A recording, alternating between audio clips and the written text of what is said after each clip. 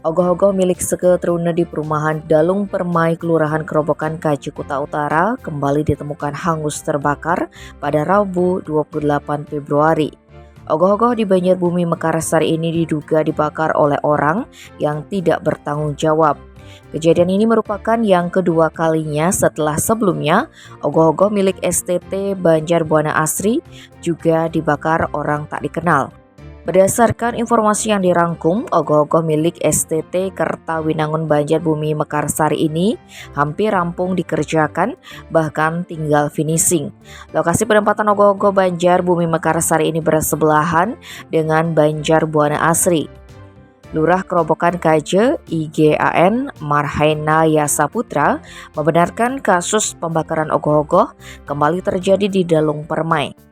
Ogoh-ogoh tersebut pun diduga sengaja dibakar sekitar pukul 14 hingga 15 WITA.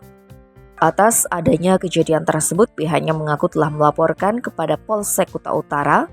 Kini kasus tersebut juga diatensi oleh Kapolres Badung. Lebih lanjut, Gong Marhaina mengimbau Seke Truna agar tidak terprovokasi atas kejadian tersebut.